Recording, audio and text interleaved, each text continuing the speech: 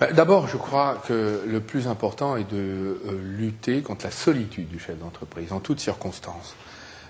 C'est d'abord une des raisons pour lesquelles j'ai lancé un programme de mentorat, permettant au chef d'entreprise de ne jamais être seul, d'avoir un confident qui ne soit pas un fonctionnaire, mais de l'administration dont il pourrait se méfier, mais au contraire un père P-A-I-R, parfois P-E-R-E, qui, en quelque sorte, accompagne, conseille, donne des idées. Les moyens à apporter, c'est absolument établir un diagnostic, un état des lieux de la situation. Il va falloir avoir évidemment le diagnostic économique et financier, mais il va falloir aussi connaître la position de la société sur son marché, comment se comportent ses concurrents et quelles sont les évolutions aussi de son propre marché, pour permettre aux dirigeants d'avoir la capacité de décider. Le mandat ad hoc et la conciliation qui ont été créés en 1994 suite aux grosses difficultés financières dans le monde bancaire et de l'assurance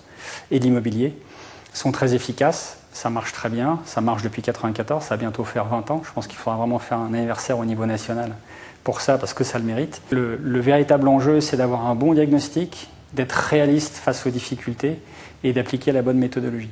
Et dans cette méthodologie-là, il y a une chose qui le protège, qui sont les procédures de prévention, qui lui permettent de prendre une certaine distance par rapport à ses créanciers, de les mettre sans leur nuire, mais à une certaine distance, afin d'avoir le temps de reprendre sa respiration pour mener des mesures de restructuration et ensuite reprendre le cours normal du remboursement de ses créanciers en fonction normale avec ses créanciers.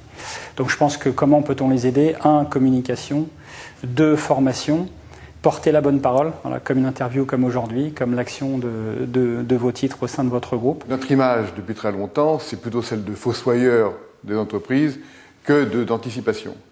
La loi nous a donné déjà depuis quelque temps ce nouveau rôle d'essayer de voir comment on peut, avec le chef d'entreprise, anticiper ses propres difficultés.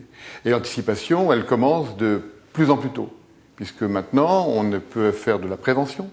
C'est-à-dire qu'avant que l'entreprise se sente même en grande difficulté, nous avons la possibilité de recevoir les chefs d'entreprise au tribunal pour qu'ils s'expliquent sur leur situation et qu'ils nous disent quelles sont les difficultés qu'ils pressentent. C'est un premier point, c'est de la prévention, prévention. Hein. Quelquefois, et la plupart des temps d'ailleurs, tout se passe bien.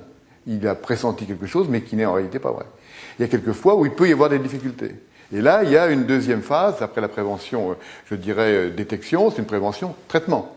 Et on peut, en anticipant, prévenir des difficultés. Et on les traite par des outils que l'État que les pouvoirs publics nous ont donnés, qui sont le mandat ad hoc et la conciliation. Les premiers conseils qu'on apporte aux chefs d'entreprise, c'est de le dire, vous auriez dû venir nous voir plus tôt.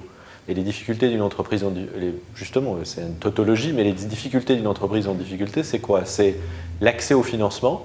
Donc on peut intervenir effectivement avec le chef d'entreprise pour regarder son actionnariat. Est-ce que l'actionnariat actuel est le bon actionnariat pour son activité? Est-ce que les actionnaires actuels sont capables d'apporter de l'argent?